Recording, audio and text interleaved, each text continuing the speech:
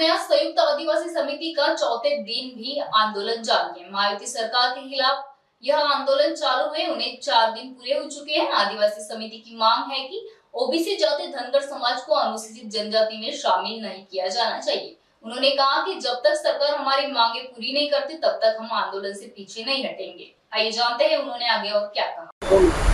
तो आदिवासी कृति समिति की ओर से यहाँ पे चौथा दिन आज का आंदोलन का क्या कहना है? संयुक्त आदिवासी कृती समितीच्या माध्यमातून आम्ही या ठिकाणी साखळी आंदोलनाला बसलेलो आहोत। कारण हे जे मनुवादी सरकार आहे, या मनुवादी सरकारने आदिवासींचं खच्चीकरण करण्याकरिता धनगर या ओबीसी जातीला अनुसूचित जमातीमध्ये समावेश करण्यासाठी या विद्यमान सीएम ने शब्द दिलेला आहे। कारण धनगर ही अतिशय पैसेवाली, बलाढ्य आणि संख्येने जास्त असलेली जात आज कुठेतरी आदिवासींना जे सामाजिक, शैक्षणिक, आर्थिक आरक्षण दिलेलं आहे ते त्याच्यात कुठेतरी वाटेकरू होण्यासाठी त्यांनी आंदोलन चालू केलेले आहे। सरकारवर, राज्य सरकारवर दबाव निर्माण केलेला आहे। मात्र जर राज्य सरकारला आरक्षण द्यायचं असेल, कारण राज्य सरकारचा हा विषय नाही, आरक्षण अनुसूचित जमातीमध्ये कुठल्याही जातीचा समावेश करायचा असेल तर हा अधिकार पार्लमेंटरी बोर्डला आहे।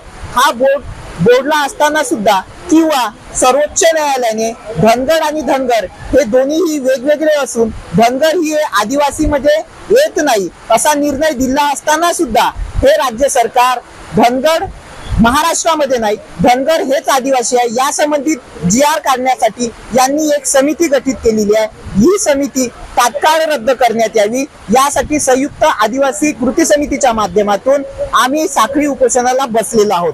तुम्ही पाहतात एवढा पाऊस असताना सुद्धा संपूर्ण आदिवासी बांधव या निर्णयात, सरकारच्या निर्णयाला विरोध करण्यासाठी संविधान चौकात बसलेले आहेत। आपल्या उपोषणाला किती लोक आणखी जोडलेले आहेत? आमच्या उपोषणाला महाराष्ट्रातील संपूर्ण आदिवासी सामाजिक संघटनांचा पाठिंबा आहे।